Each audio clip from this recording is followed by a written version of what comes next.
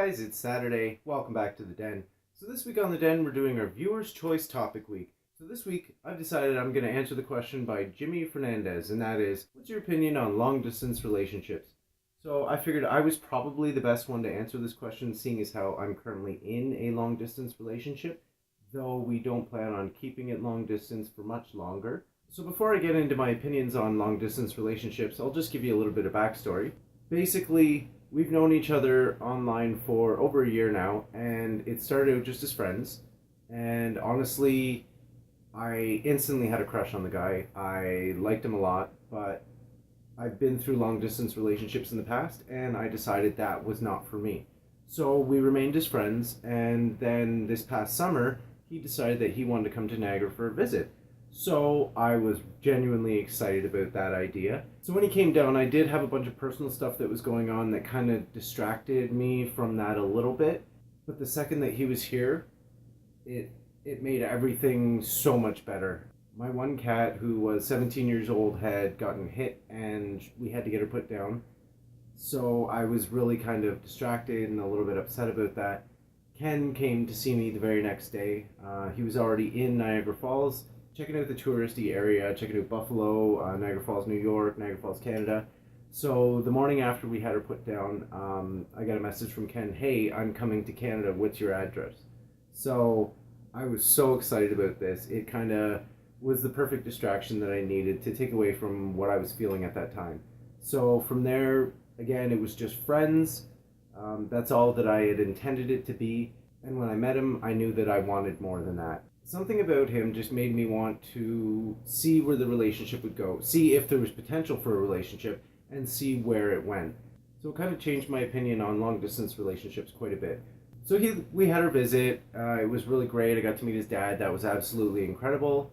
And then from there, he went back home. I went and did my own thing, and we just kept talking more and more and more. And that's when I realized, no, there's potential for something more than just friendship here, and I want to see where this goes. So at this point, I've pretty much completely fallen head over heels in love with this guy. And like I said, we don't plan on keeping our long distance relationship as long distance for much longer. We have plans, we have goals. This year we're looking at moving in together, so I'm really, really excited about this year.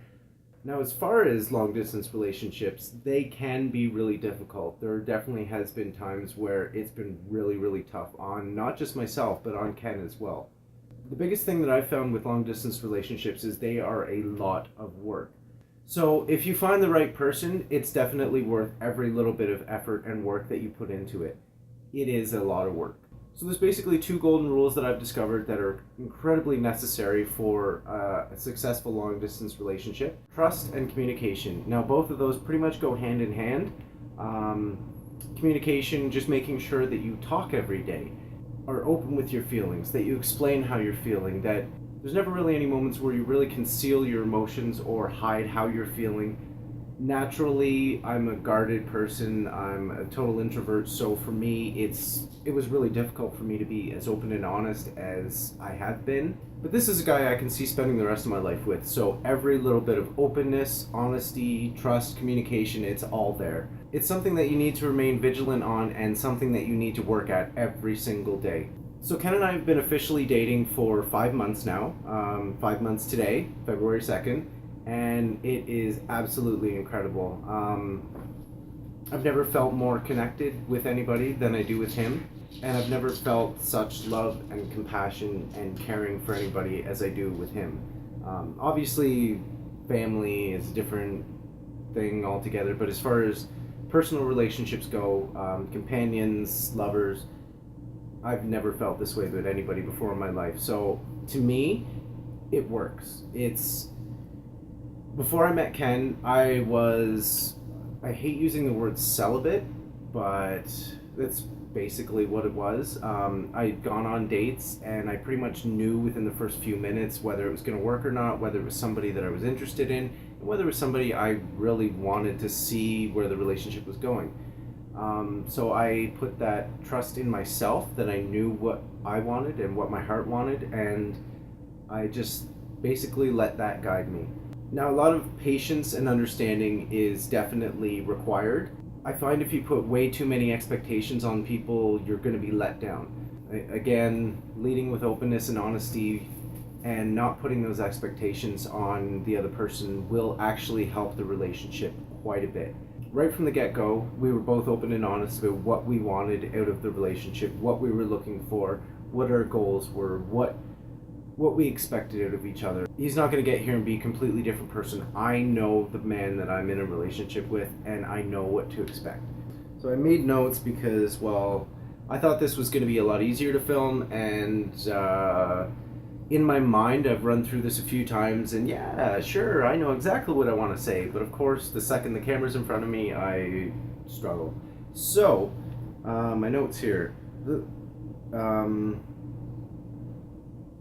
Yeah, make plans, talk every day, open and honesty, set goals, make plans, patience, understanding, catfishing. Okay, so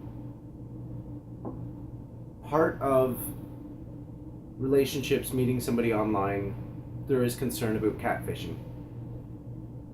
In that respect, if you want to avoid any sort of situation where you feel like there's potential that you could be getting catfished, video chat. Not just voice chat, video chat. See the person face to face, know who they are. I fortunately met Ken before we got into our relationship, so I already knew him, he already knew me. He's seen my videos every single week, so he knows me, but I had to put that trust that he was who he said he was. Meeting him put all of those fears to rest, and that's probably what made it a lot easier to get into that relationship. Now, honestly, I feel like I've met the man of my dreams, and I couldn't be more excited to start the rest of my life with him. So I guess I'm living proof that long-distance relationships can work as long as you're willing to put in the effort and the work for them.